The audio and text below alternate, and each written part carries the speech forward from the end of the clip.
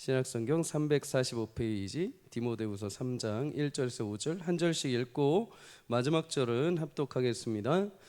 너는 이것을 알라. 말세에 고통하는 때가 이르러 사람들이 자기를 사랑하며 돈을 사랑하며 자랑하며 교만하며 비방하며 부모를 거역하며 감사하지 아니하며 거룩하지 아니하며 무정하며 원통함을 풀지 아니하며 무함하며 절제하지 못하며 사나우며 선한 것을 좋아하지 아니하며 배신하며 조급하며 자만하며 쾌락을 사랑하기를 하나님 사랑하는 것보다 더하며 함께 읽습니다.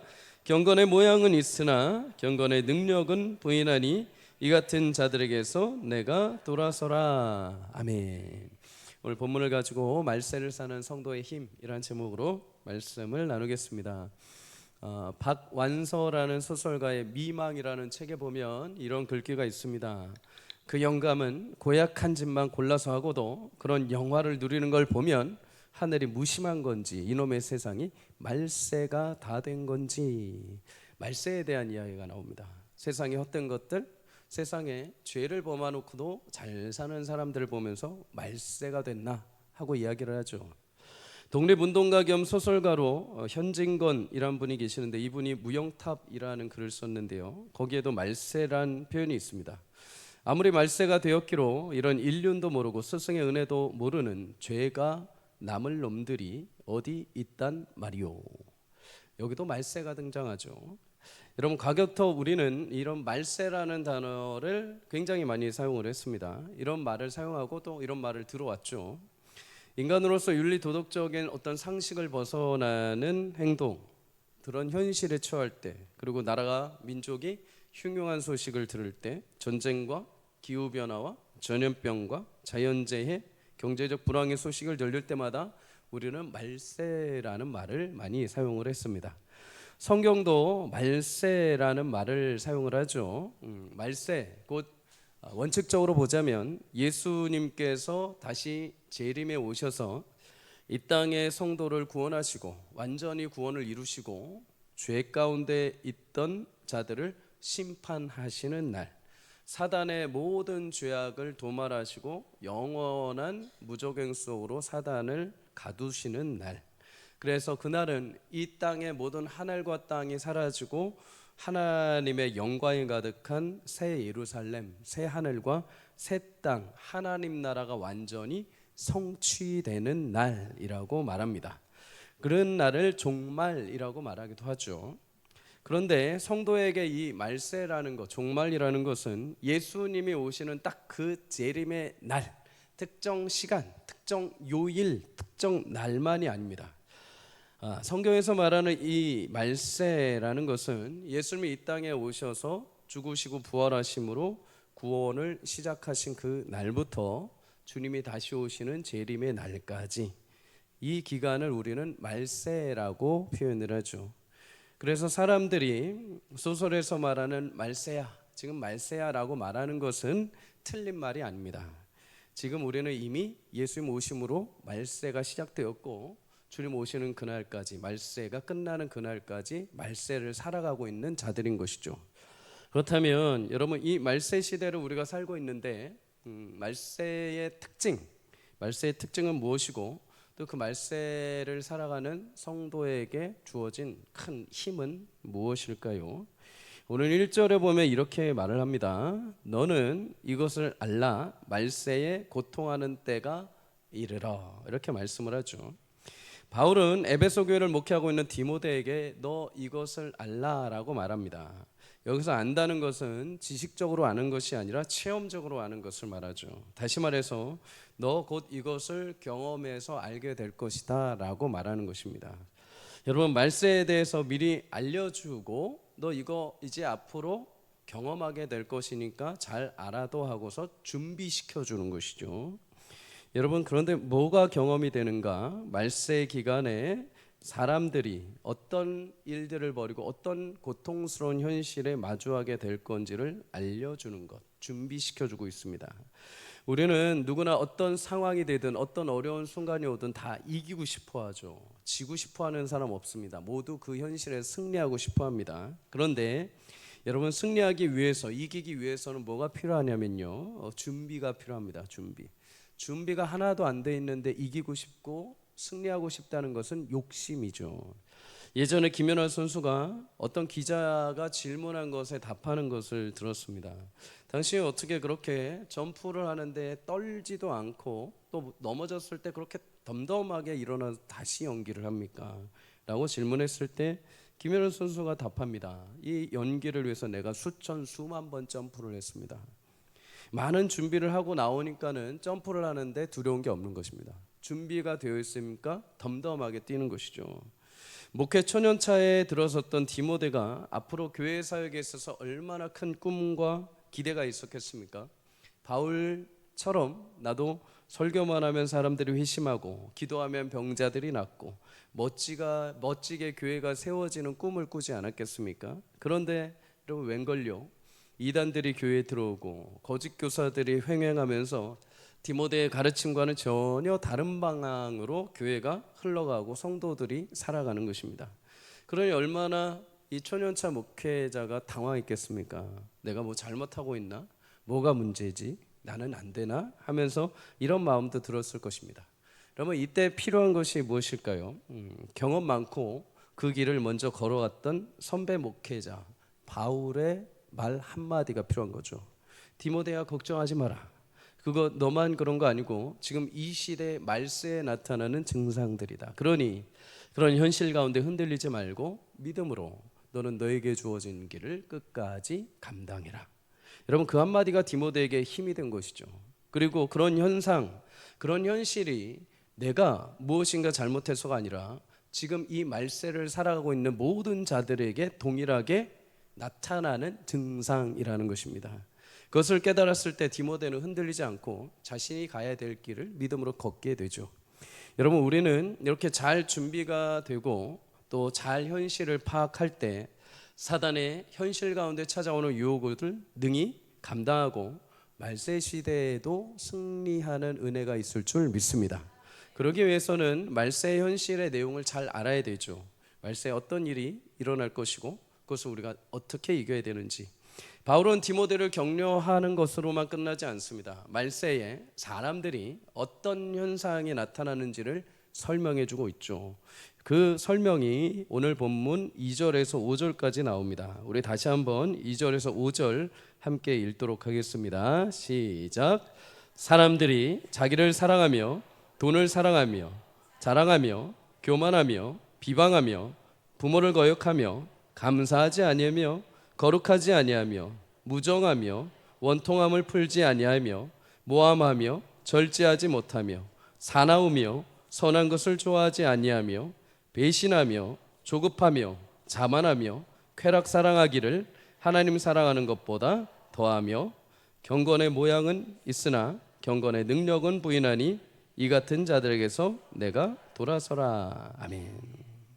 여러분, 말세에 나타나는 현상이 18가지가 등장합니다. 18가지. 근데 이 중에 크게 사랑하는 것이 3가지가 나오죠. 2절에 자기를 사랑하고 돈을 사랑하고 4절에 쾌락을 사랑한다, 이렇게 말을 합니다. 사랑의 종류가 다 다른 것 같지만 핵심적으로 사랑하는 것 딱 하나입니다. 자기를 사랑하는 것입니다. 자기. 물론 여러분, 성경은 내 이웃을 내 자신과 같이 사랑하라 라고 분명히 말씀하셨습니다. 하지만 성경에서 말하는 이 자기를 향한 사랑은 자기 중심적인 사랑이 아니라 예수 그리스도 안에서의 사랑이죠.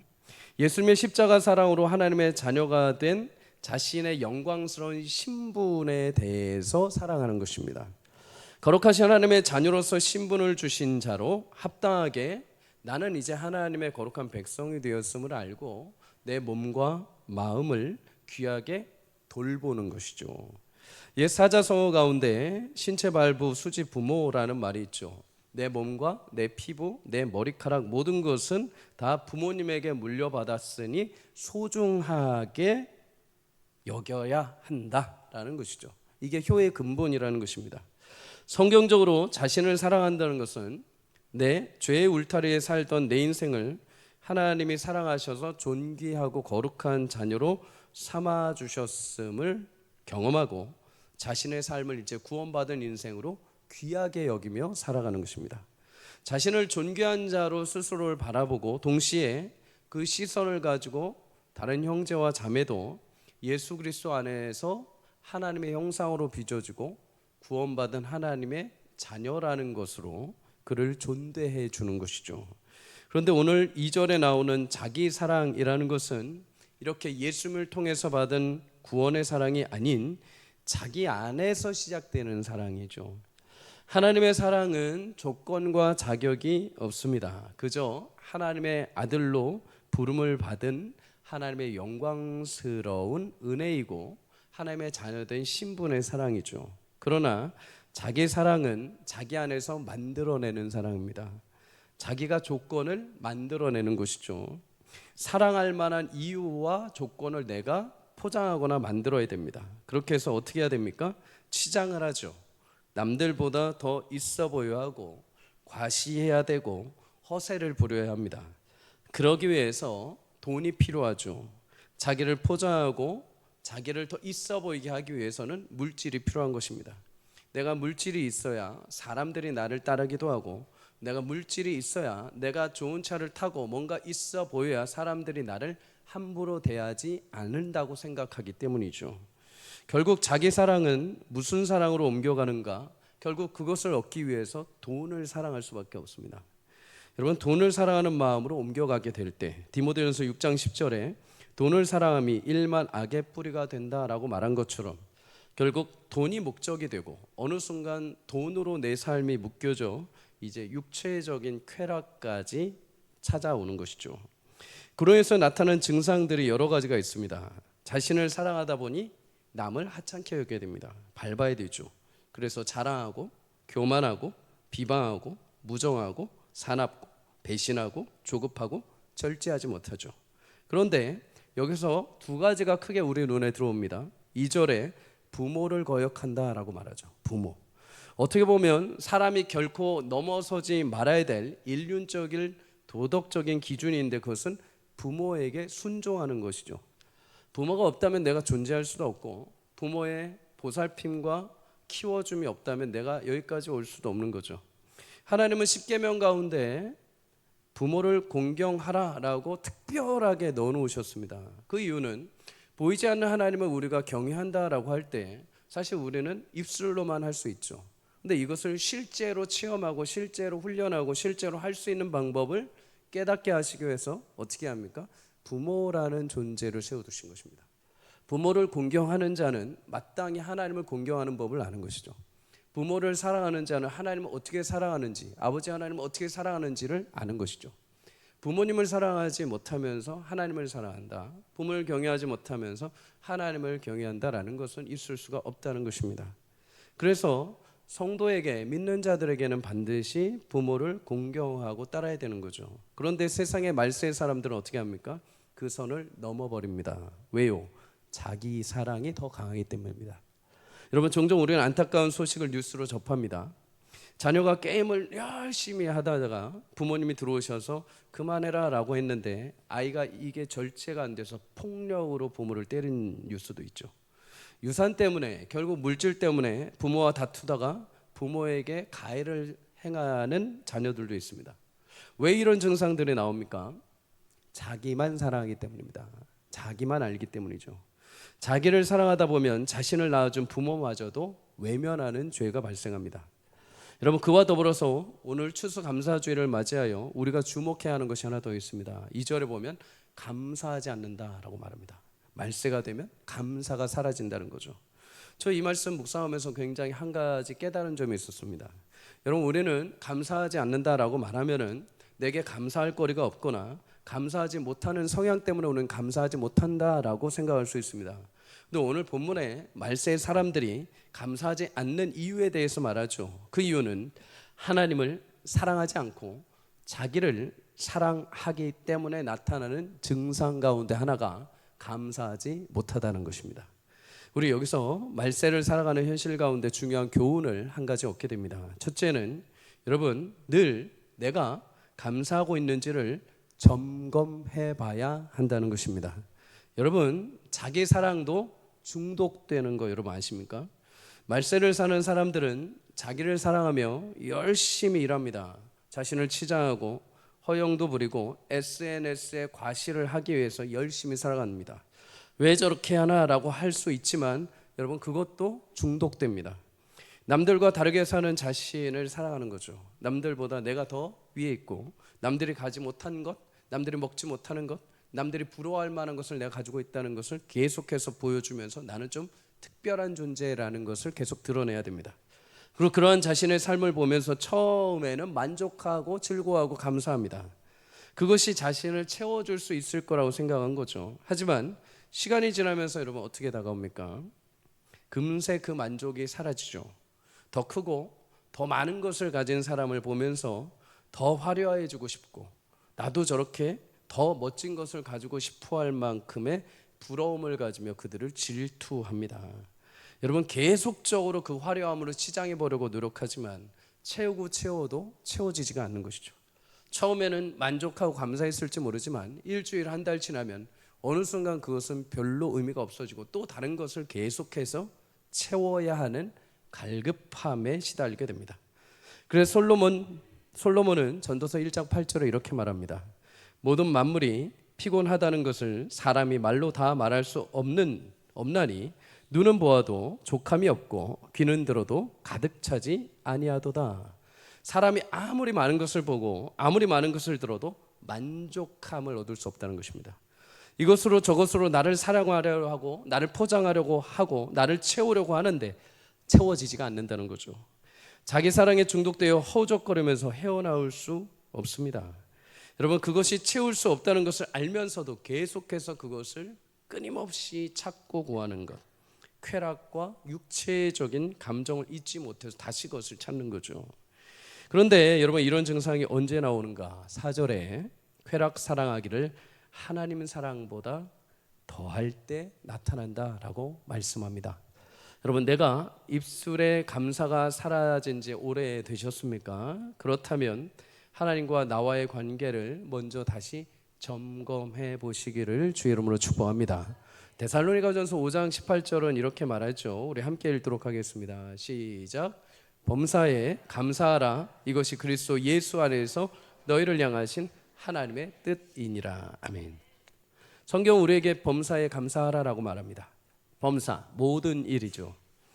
내게 좋은 일이든 어려운 일이든 아픈 일이든 무슨 일이든지 간에 감사하라고 합니다.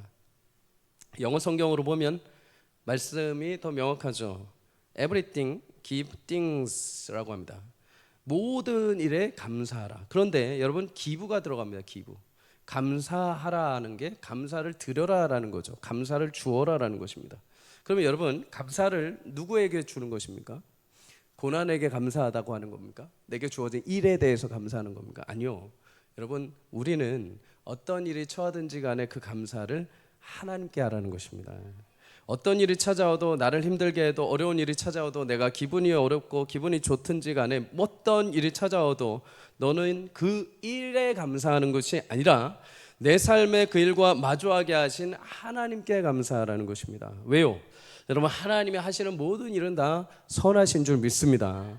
여러분, 우리에게 찾아오는 모든 일을 감사하라는 것이 아닙니다. 하나님께 감사하라는 거죠. 억지로 그 일을 생각을 바꿔서 그 일을 좋게 생각해서가 아니라 그 일조차도 완전하게 하나님의 유익함으로 나를 빚어가시는 하나님을 믿고 하나님께 감사하라는 것입니다. 이 일이 오늘 내게 찾아왔습니까? 그럼 이 일이 오늘 나를 만들어가는 하나님의 하나의 사인이고 하나님의 일하심이라는 거죠. 이 일이 내게 찾아왔습니까? 이 상황이 내게 찾아왔습니까? 내가 싫은 데가 아니라 이 일을 통해서 하나님은 오늘도 내 삶에 지금 관여하시고 일하시기 시작했다는 것입니다. 근데 하나님의 그 모든 일은 성도에게 가장 다 유익에 되게 하시는 선하심으로 찾아오는 것이죠. 그래서 우리는 어떤 일을 찾아와도 범사에 너희에게 무슨 일이 생기면은 그거 하나님께서 이제부터 일하시기로 계획하신 일인 것이니, 그러니 하나님께 감사하라는 것입니다.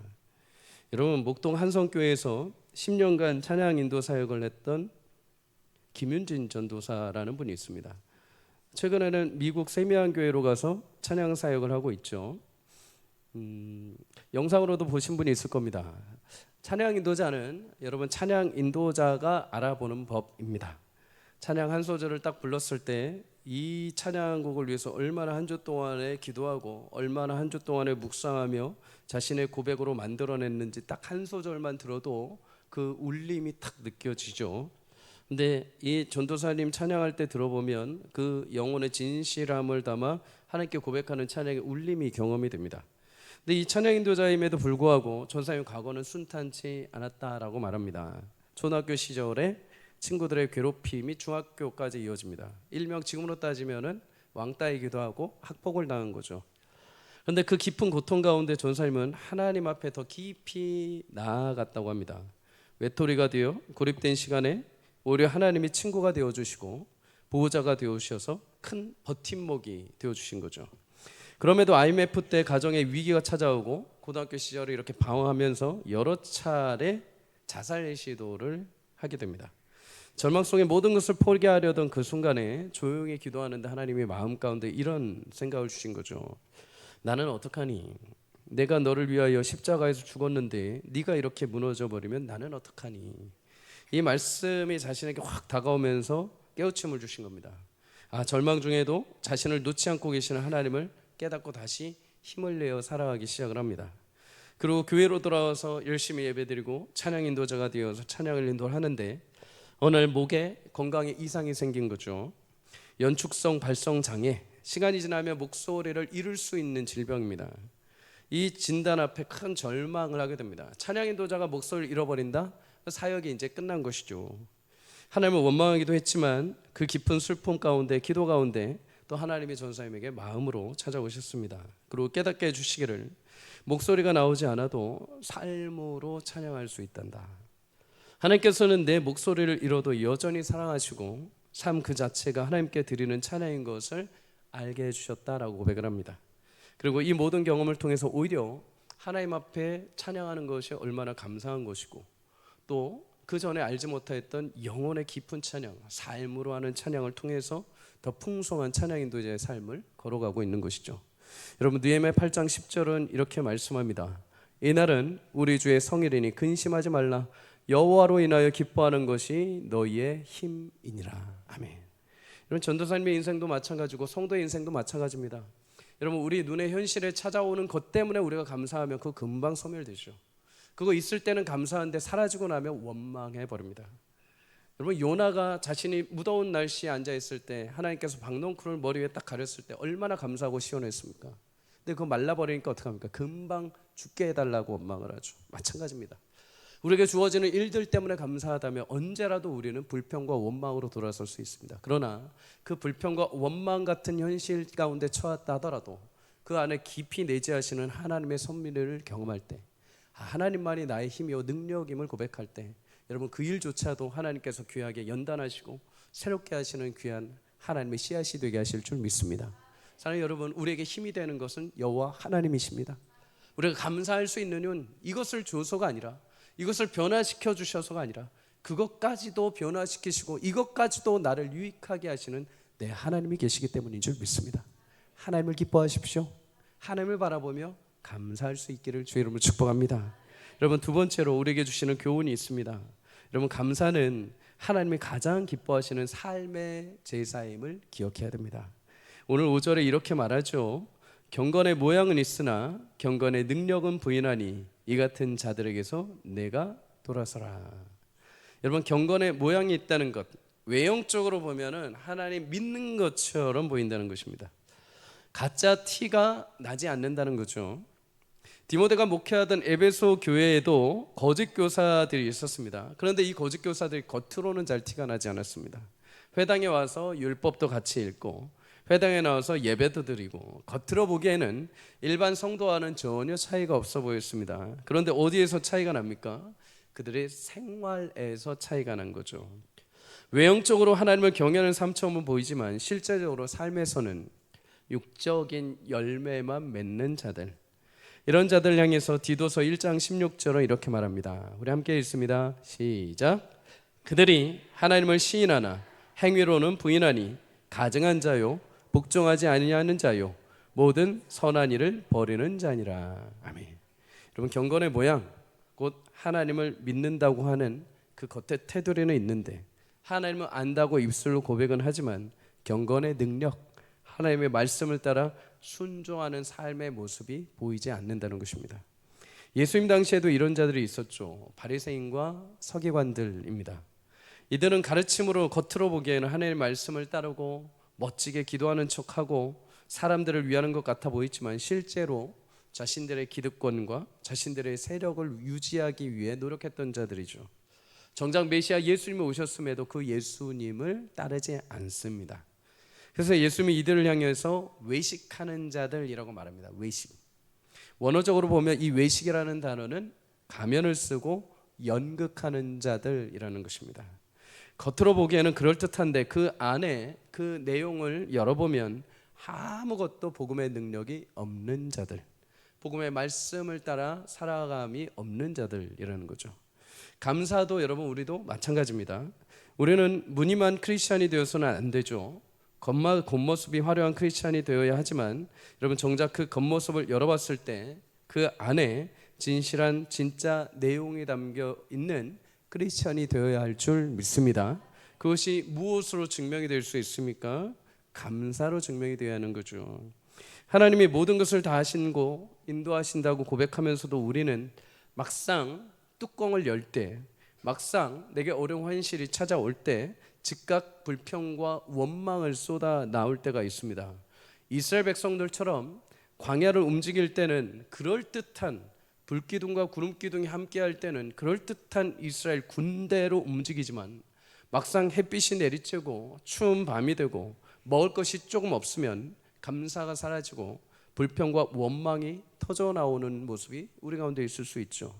그런 모습이 모두 경건의 모양은 있지만 경건의 능력이 없는 빈약한 삶을 사는 것입니다. 사랑하는 성도님들, 모양도 멋지고 그 안에 담긴 내용도 멋지고 능력 있는 성도의 삶을 살아가기를 주의 이름으로 축복합니다. 그러기 위해서는 감사가 실행되어야 되는 거죠. 감사를 아는 것이 아니라 그것을 행하고 고백하고 살아내는 것입니다.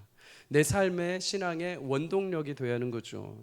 여러분, 인도하면은 무슨 생각이 드십니까? 인도, 인구수도 많죠. 요즘에는 IT나 산업도 개발이 많이 되어 있는 국가이죠. 힌두교로 유명한 국가이죠. 그런데 요즘에 인도에 여러분 교회가 폭발적으로 부흥성장한다는 것을 여러분 아십니까? 인도에 있는 갈보리 교회가 그렇습니다. 2005년도에 처음에 20명으로 시작했던 교회가 현재는 30만 명이 넘는 교회로 성장을 했습니다. 매주 3,000명이 넘는 신자들이 몰려올 정도로 갑니다. 교회를 담임하는 사티쉬 쿠마르라는 이 목사님은 부흥의 이유를 묻는 기자에게 이렇게 답을 했습니다. 우리 교회의 부흥은 딱 두 가지입니다. 첫째는 순전한 하나님의 말씀을 전하는 것이요, 둘째는 하나님의 말씀을 실천하는 것입니다. 여러분, 감사도 마찬가지죠. 나와 함께 하시는 하나님, 어떤 환경과 상황에서도 나를 붙드시고 바른 길로 인도하시며 나의 영혼을 만족해 하시며 줄인 것을 좋은 것으로 채우시는 아버지 하나님을 믿는다면, 내 그 말씀을 알고 그 말씀을 내가 경험했다면 우리는 삶으로도 하나님의 말씀에 감사함으로 실천할 때 우리 삶에 귀한 열실이 맺어질 줄 믿습니다. 여러분, 오늘 추수감사주일이죠. 추수감사절의 첫 시작은 미국으로 건너온 청교도들이라고 하죠. 영국에서 왕과 성공회의 핍박을 벗어나 1620년 11월에 장기간의 항해를 통해 미국 플리머스에 상륙을 하게 됩니다. 하지만 이들이 딱 상륙을 하고 나서 가장 맞닥뜨린 처음의 순간은 황무지의 땅입니다. 기후 조건도 알지 못하고 어떻게든 먹고 살아야 하기에 농사를 짓기 시작을 하죠. 그런데 아무 농사의 경험도 없던 자들이 농사를 짓고 또 그 황무지에서 지으려고 하니까 실패가 거듭되게 됩니다. 설상가상으로 전염병까지 펴지게 되죠. 처음에 102명 내리게 되는데 이 가운데 절반 이상의 사람이 숨을 거두게 됩니다. 예수님을 믿기 위해서 핍박을 피해 힘들게 배를 타고 건너왔는데 여전히 그들의 삶은 고난 가운데 붙들려 있는 거죠. 그래서 이들은 금식을 하며 기도를 합니다.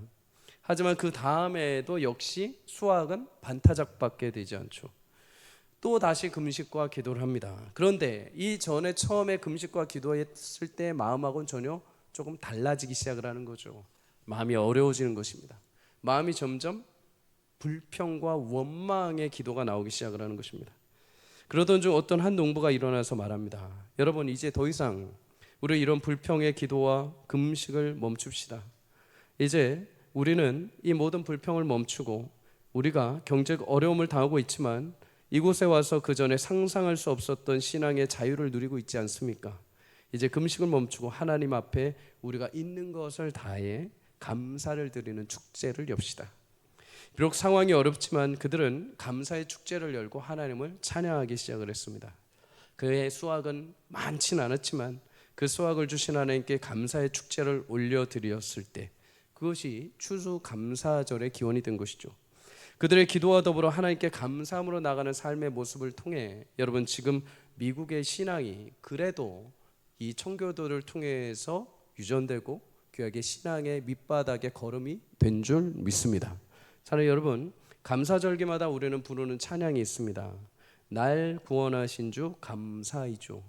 여러분, 이 가사를 보면 우리가 어떤 조건이나 상황이나 환경과 상관없이 하나님의 자녀로 마땅히 감사해야 한다는 고백이 나옵니다. 2절에 이렇게 말하죠. 응답하신 기도 감사, 거절하신 것 감사. 3절에 이렇게 말합니다. 길가의 장미꽃 감사, 장미 가시도 감사. 여러분, 응답하신 기도 있으면 감사할 수 있습니다. 그런데 하나님의 거룩하신 약속의 뜻을 믿는 자들, 하나님이 거절하신 것까지도 감사한다고 합니다. 장미꽃을 보면서 하나님, 이 꽃 너무나 아름다운 거 주셔서 감사해요 라고 하는데, 이 꽃을 딱 쥐어줬을 때, 이 꽃에 있는 가시에 딱 찔렸을 때 에이 하고 버리는 것이 아니라, 하나님, 이 장미꽃에 있는 가시 또한 저에게 주셔서 감사합니다. 여러분, 그것이 진정 구원받은 하나님의 백성들이 주님 앞에 드리는 감사이고 성도의 능력인 줄 믿습니다. 최근에 저희 교회 첨탑을 예의주시하신 분들은 이제 보셨을 것입니다. 첨탑에 십자가 네온 사인이 들어오기 시작을 했습니다. 오랜 동안 첨탑에 올라가기도 뭐하고 수리하기도 뭐하고 멈춰져 있었죠. 우리 장로님들 열심히 헌신하시고 수리하셔가지고 다시 붉은색 십자가가 밝혀졌습니다.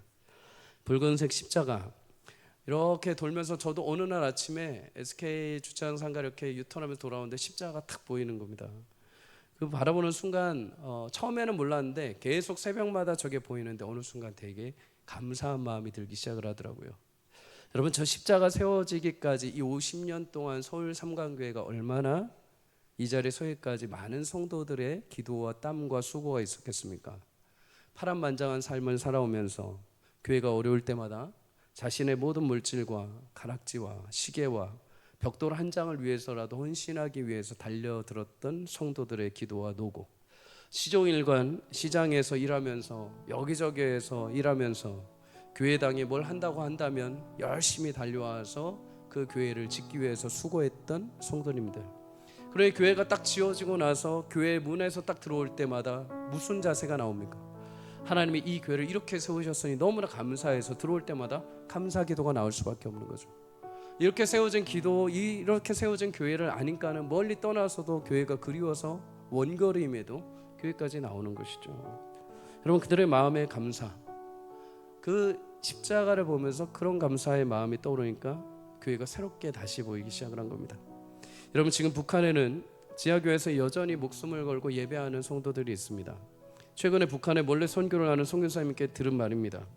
요즘 북한 청년들은 한 가지를 모른다고 합니다. 그게 무엇이냐? 십자가를 모른다고 합니다. 십자가가 어떻게 생겼는지, 십자가가 도대체 무슨 용도로 사용되는지 모른다고 합니다. 물론 통제도 있고 북한은 여전히 교회 자체를 세울 수 없도록 만들어 놨기 때문에 북한 땅 하늘에 십자가 붉은 네온 사인이 세워지는 것은 꿈도 꾸지 못한다는 것이죠. 나를 위해 피 흘리고 돌아가신 예수님의 사랑을 증거하는 십자가를 볼 수 없다는 것, 그게 얼마나 비통스러운 일입니까? 그러나 우리는 밤마다 여기저기에 불 켜져 있는 십자가 네온 사인들을 보게 됩니다. 어떤 사람들은 말합니다. 저거 밤에 잠도 못 자게 저거 왜 켜놓냐, 저거 전기세 나게 왜 켜놓냐, 저거 왜 하필 빨간 불이냐. 근데 여러분, 그 십자가 때문에 내가 살아있는 줄 믿습니다. 그 십자가 때문에 내가 구원받은 줄 믿습니다. 그 십자가 때문에 말세에 수많은 사람들이 감사를 잃어버리고 부모를 거역하고 자신만을 사랑함에도 불구하고, 물론 나는 그 상황에서도 여전히 감사하고 하나님을 바라볼 수 있는 축복이 주어진 줄 믿습니다.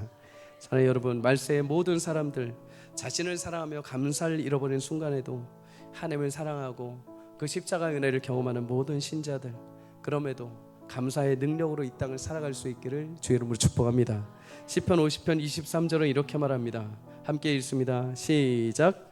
감사로 제사를 드리는 자가 나를 영화롭게 하나니 그의 행위를 옳게 하는 자에게 내가 하나님의 구원을 보이리라. 아멘. 다른 번역본을 보면 감사하는 마음으로 제사를 드리는 자라는 의미입니다. 제물의 크기, 비용이 아닙니다. 그것을 어떤 마음으로 드리느냐가 중요한 것이죠.